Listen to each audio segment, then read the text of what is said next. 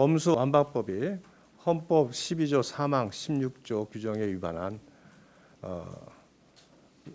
헌법 파괴법이라는 부분, 이런 부분은 충분히 설명이 됐습니다. 검수완박법이 결코 국민을 위한 법이 아니라는 부분에 대해서 제가 추가 설명을 드리겠습니다. 지금 여러분도 잘 아시다시피 구속 사건의 경우에 경찰 단계에서 10일의 구속기간을 거쳐서 검찰에 송치가 되면 다시 20일의 추가 구속기간을 20일간의 추가 구속기간 동안 검찰에서 그 송치된 사건의 죄명과 사실관계에 대한 확인 작업을 거쳐서 유죄의 심증이 있는 부분에 대해서만 기소를 하고 그렇지 않은 부분에 대해서는 기소를 하지 않습니다.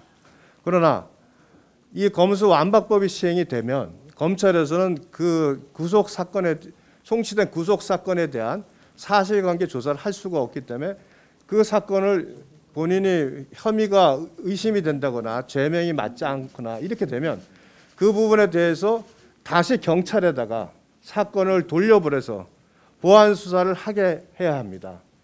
그러면 20일이라는 기간 동안 그 보완 수사가 제대로 진행되지 않으면 검찰에서는 결국 경찰에서 송치 의견 한 대로 그대로 기소를 할 수밖에 없게 되는 이런 상황이 됩니다.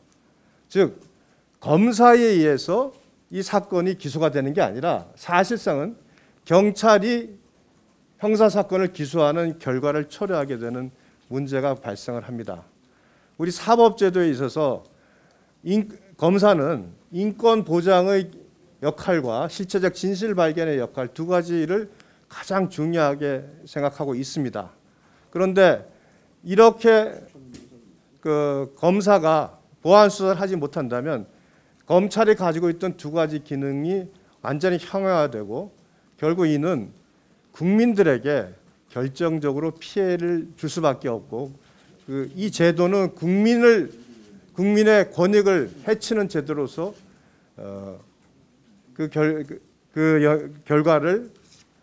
결과가 발생할 수밖에 없다, 이렇게 말씀을 드리겠습니다.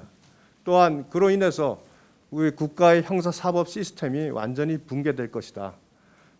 결국 범죄자가 제대로 처벌받지 못하고 범죄 피해자가 제대로 구제받지 못하는 그런 결과를 초래할 겁니다.